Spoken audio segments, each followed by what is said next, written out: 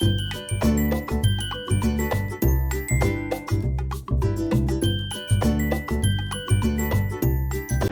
Morning everyone. Good morning sir. आज क्या पढ़ना है आप लोगों को? Sir exercise 8.2 problem number question number 3। देखो क्वेश्चन नंबर 3 में दे रखा है, ये है बउआ एक्सरसाइज 8.2 क्वेश्चन नंबर 3। इसमें दिया है कि tan a प्लस बी, दो वैल्यू दिया है।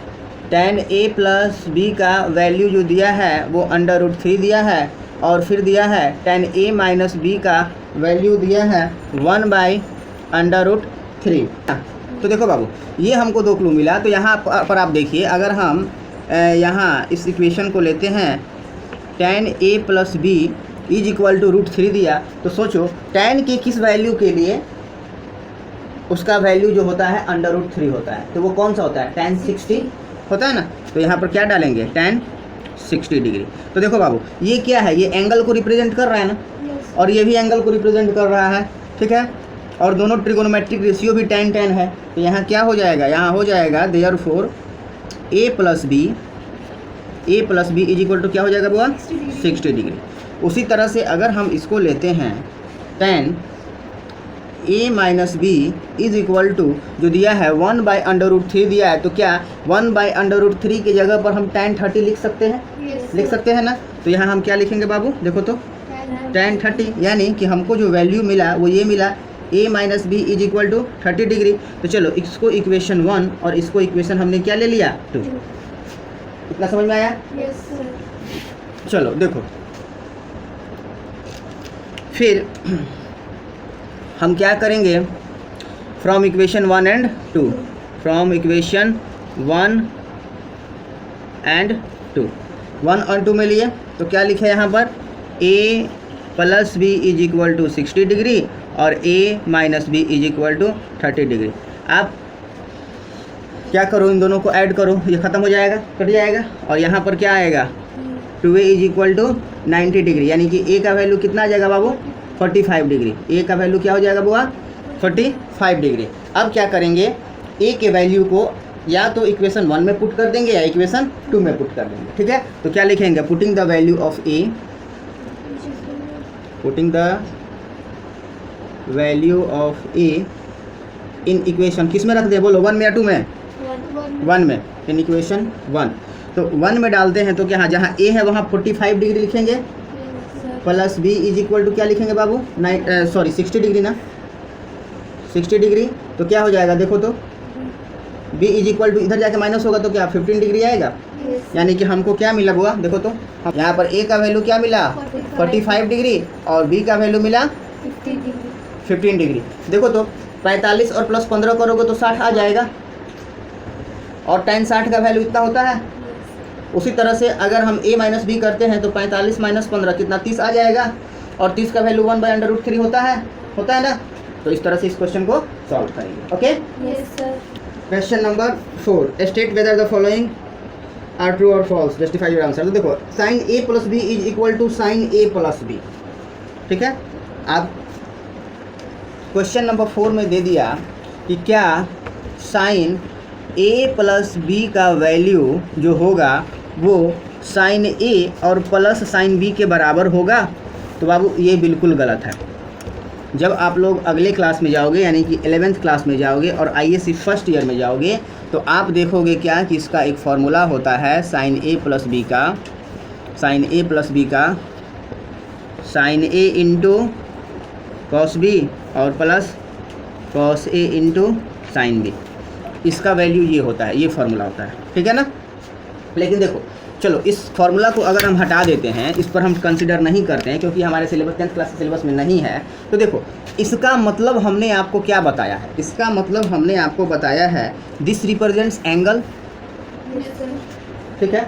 तो यह एक सिंगल एंगल है, ठीक है ना, सिंगल एंगल है। और यहाँ पर देखो, यहाँ पर दो एंगल ए और बी इंडिविजुअल हैं। यहाँ ये एक ही एंगल है जिसका हमको साइन फंक्शन पता करना है। यहाँ पर जो एंगल है उसका साइन फंक्शन और फिर यहाँ पर जो एंगल भी है उसका साइन फंक्शन, दोनों फंक्शन को सम करके हमको लिखना है। तो ये कभी भी दोनों इक्वल नहीं होगा। फॉर एग्जांपल अगर आप मान लो कि यहाँ पर आप ए की जगह पर 60 डिग्री रख दो और बी की जगह पर आप क्या करो 30 डिग्री रख दो, तो इसका वैल्यू क्या आ जाएगा बेटा, साइन 90। तो साइन 90 का वैल्यू क्या होता है, 1 होता है ना।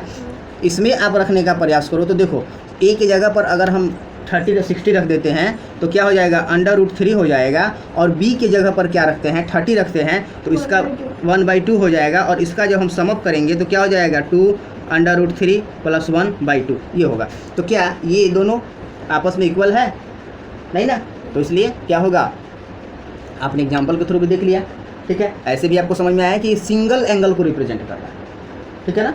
ओके चलो अगला question, the value of sine theta increases as theta increases. बिल्कुल सही, क्योंकि जैसे देखो जो हमने सीरीज पढ़ा था, हमने क्या पढ़ा था, 0, फिर हमने पढ़ा 1/2, फिर 1/√2, फिर √3/2 और फिर हमने क्या पढ़ा हुआ 1, यही पढ़ा ना, 0, 30, 45, 60 और 90। तो देखो साइन के लिए हमने बताया था कि साइन थीटा का जो वैल्यू होता है ये इस डायरेक्शन में होता है और कॉस का क्या होता है, इस डायरेक्शन में होता है, बताया था ना। तो आप देखो 0 से बड़ा हाफ है या नहीं, है ना, और इससे बड़ा ये है, पूछो क्यों, क्योंकि ऊपर का न्यूमरेटर सेम है और डिनोमिनेटर जो है यानी कि √2 का वैल्यू होता है 2 से कम होता है। तो ये वाला जो वैल्यू होगा, ये वाला वैल्यू जो होगा इससे बड़ा होगा।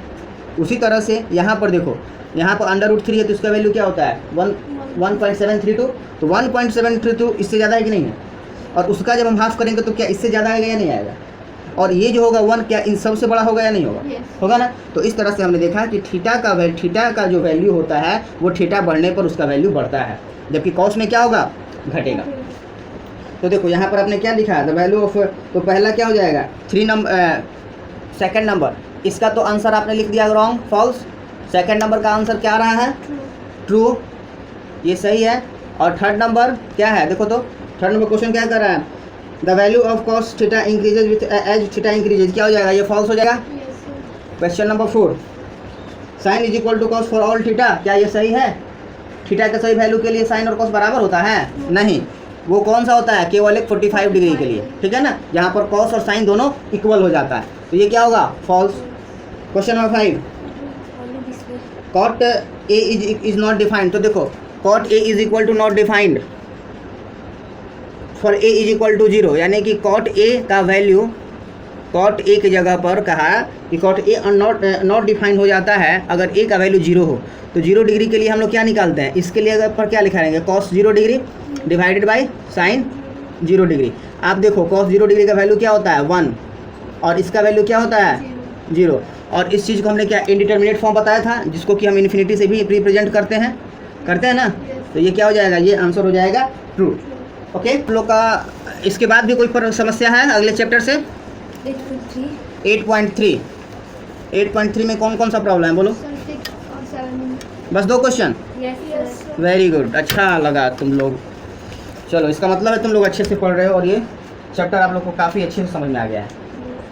तो अगला जो चैप्टर है वो है 8.3। क्वेश्चन नंबर कितना बोले बाबू, पहला 6 number, if a + b + c are the interior angles of a triangle ABC, then show that sine b + c/2 is equal to cos a/2। तो यहाँ पर देखो हम जानते हैं ना, किसी भी एंगल में, किसी भी ट्रायंगल में अगर angle A plus angle B और प्लस एंगल C को ऐड करें तो क्या 180 डिग्री होता है, होता है ना। तो देखो ये हम जानते हैं, ये फॉर्मेट हम जानते हैं। चलो तो हम लोग एंगल A को सिर्फ A से डिनोट करेंगे, एंगल B को सिर्फ B से और एंगल C को C से। ये हमारा नोन स्टेटमेंट है, ठीक है, जाना हुआ स्टेटमेंट है। तो हम क्या लिखते हैं, for a triangle, for a triangle A + B + C is equal to 180 degree, होता है ना, होता है ना। यहाँ पर हमको क्या B + C का रिलेशन a/2 से निकालना है, ये ना। तो देखो यहाँ पर हमने क्या किया, तो क्या इसको हम ऐसा लिख सकते हैं बाबू, B + C is equal to 180 - A, इतना लिख सकते हैं, लिख सकते हैं ना। तो चलो अब क्या करते हैं, आप क्या करो, दोनों साइड लेफ्ट हैंड साइड और राइट हैंड साइड डिवाइड करो 2 से, ठीक है। तो यहाँ पर हमने क्या किया, b प्लस सी बाई 2 कर दिया और यहाँ पर 180 डिग्री माइनस a और डिवाइडेड बाई 2 कर दिया। तो देखो यहाँ पर हमको क्या मिलेगा बाबू, b प्लस सी बाई 2 और यहाँ पर क्या, यहाँ इस चीज़ को आप ऐसे लिख सकती हो 180 डिवाइडेड बाई 2 और माइनस a बाई 2, दोनों को बाई फॉरकेट कर दिए। ओके, तो यहाँ देखो यानी कि अब इस स्टेटमेंट को क्या हम ऐसा लिख सकते हैं बुआ, b plus c by 2 is equal to, ये तो यहाँ से कट गया 90 डिग्री हो गया है, तो क्या यहाँ पर हम 90 डिग्री माइनस a बाई 2 लिख सकते हैं? लिख सकते हैं ना। तो अब देखिए अब क्या करिए, दोनों साइड आप क्या है, साइन है ना, साइन b प्लस सी है ना, इसके साथ साइन, इसके साथ कॉस है ना, आप दोनों साइड साइन से मल्टीप्लाई कर दो। तो साइन से जब मल्टीप्लाई करोगे तो क्या होगा बाबू, देखो तो साइन मतलब इसका साइन फंक्शन ले लेते हैं और इसका भी साइन फंक्शन लेते हैं, कहने का मतलब ये, क्योंकि यहाँ पर तो जो भी हम कर रहे हैं ये सारा का सारा एंगल्स ही ना है, ये एंगल का सम, ठीक है, ये दो एंगल का सम और दो एंगल का सम यानी कि 180 में से पहला एंगल माइनस हो जाएगा, यानी कि ये इसके इक्वल होगा। इतना क्लियर है? तो देखो इसके साथ क्या किए, इसका हमने साइन फंक्शन ले लिया, तो क्या करेंगे, अभी साइन फंक्शन लेंगे, क्योंकि इक्वेशन में जो काम हम एक साइड करते हैं वही काम अगर दूसरे साइड कर देते हैं तो इक्वेशन का value does not change. Okay, तो देखो sine b plus c by 2 is equal to, यहाँ पर क्या लिखेंगे बेटा, sine 90 degree minus a by 2 होगा ना। तो आप देखो यहाँ पर हमने एक पिछले ही दिन एक फॉर्मूला आपको बताया था, वो ये बताया था sine theta sine 90 degree minus theta is equal to cos theta. तो आप बताओ sine 90 degree minus theta, theta की जगह पर क्या ये एंगल है a बाई 2 है ना, तो यहाँ पर क्या हम लिख सकते हैं कॉस a बाई 2। क्या ये चीज़ आपका प्रूफ हो गया? It is clear? Yes sir. Okay, हम लोग का नेक्स्ट प्रॉब्लम है क्वेश्चन नंबर 7। देखो ये तो आसान था, वही कहानी बना, ये 8.6, आप लोग 8.4 ही बनाए हो क्या? No sir. चलो तो होमवर्क आप लोग का 8.4 है, कल आप लोग 8.4 बना के आएंगे। तो देखिए इसमें दे रखा है साइन 67 डिग्री और प्लस कॉस 75 डिग्री, इसको जो है इसको आपको 0 डिग्री से 45 डिग्री के टर्म में एक्सप्रेस करना है, ठीक ना।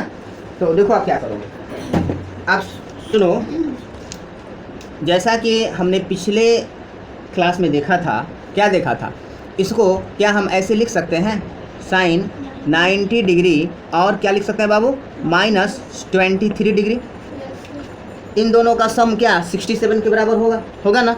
उसी तरह से यहाँ पर क्या करेंगे, कॉस क्या हम इसको 90 डिग्री माइनस 15 डिग्री लिख सकते हैं, 90 में से 15 जाएगा तो क्या 75 आएगा।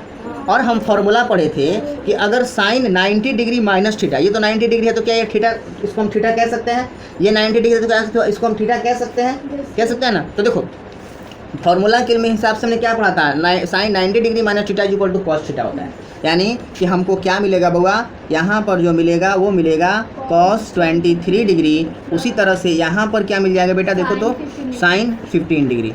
ये आपका आंसर होगा इस क्वेश्चन का। इस तरह से इस क्वेश्चन को सॉल्व करेंगे, ठीक है। तो गणित से संबंधित समस्याओं का समाधान हो गया। यस। अच्छा, तो अब हम लोग भौतिकी पढ़ते हैं, यानी कि क्या फिजिक्स। और फिजिक्स में हम लोग क्या पढ़े थे बाबू, लाइट पढ़ रहे थे। और लाइट में कहाँ तक पढ़े थे, अच्छा आप लोग को वेव थ्योरी और पार्टिकल थ्योरी बता दिए थे ना। Yes sir. चलो तो उससे आगे आज पढ़ते हैं, इसको नोट लीजिए।